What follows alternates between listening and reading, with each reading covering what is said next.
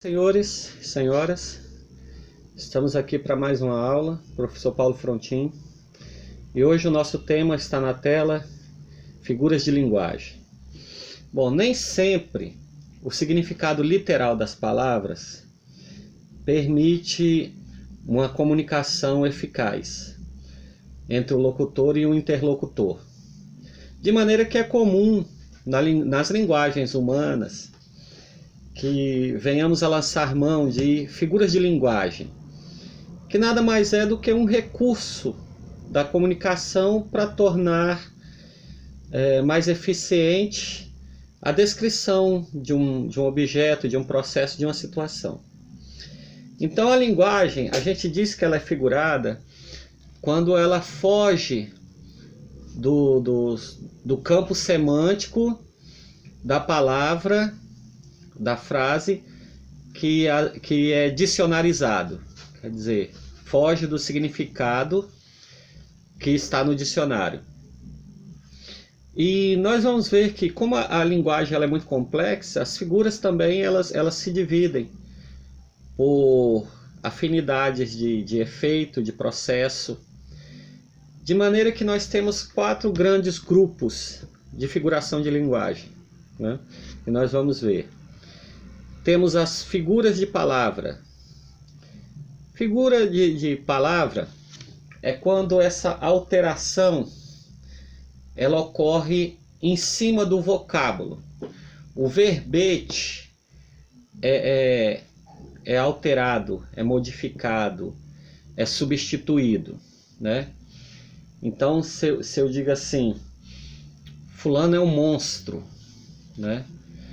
A tradução literal da palavra monstro, né, não se encaixa exatamente naquilo que eu quis dizer. Por exemplo, se ele é um jogador, quero dizer que ele é um bom jogador. Se ele é um tirano, eu quero dizer que ele é uma pessoa muito má.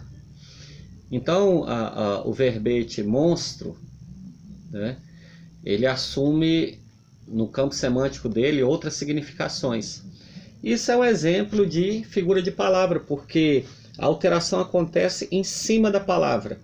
A palavra é substituída, é trocada, certo? Além se chama metáfora, isso que eu acabei de falar. Além das figuras de palavras, nós temos as figuras de pensamento. E olha que interessante. Nas figuras de pensamento, o significado da palavra não é alterado. Porém, o pensamento do locutor, ele não corresponde exatamente ao que ele está dizendo. Então vejamos, se eu digo assim,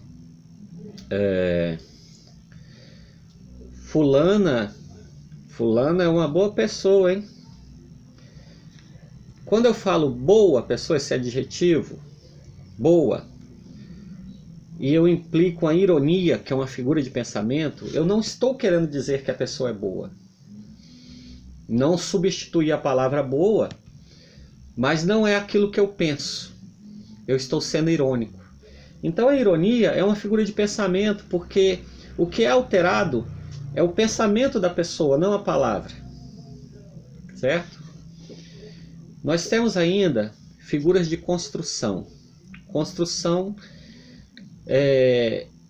possui a seguinte característica.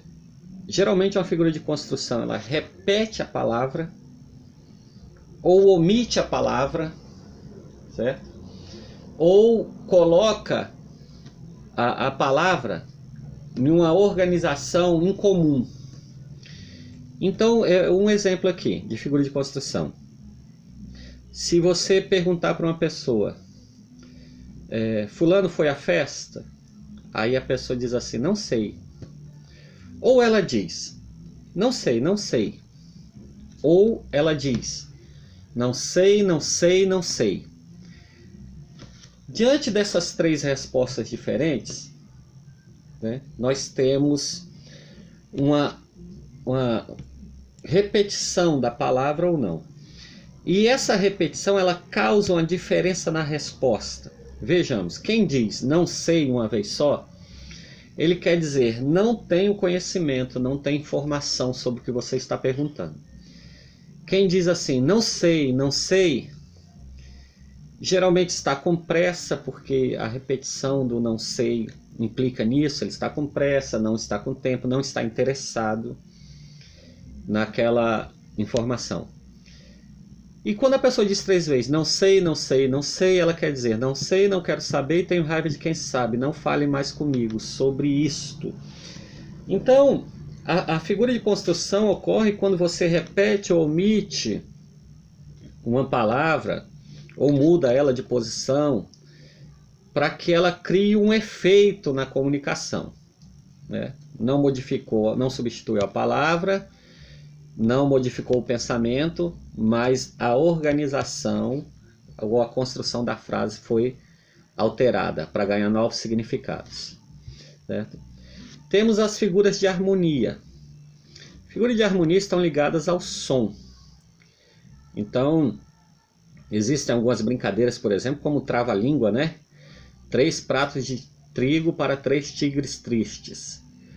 E a repetição ali não se dá no vocábulo, no verbete, se dá no fonema, que para fazer uma analogia, seria basicamente uma sílaba ou uma letra ou uma vogal, né? A arara de Araraquara, a repetição excessiva de um som, né? Ele produz o que a gente chama de figura de harmonia, como a literação, a assonância e outras assim. Então essas figuras de linguagem estão saturadas dentro da comunicação humana. E também as figuras de linguagem fazem parte da construção do pensamento humano e da literatura e dos textos em geral. Então, eu espero que vocês tenham compreendido a diferença entre as figuras para poder identificá-las numa atividade, ok? Valeu!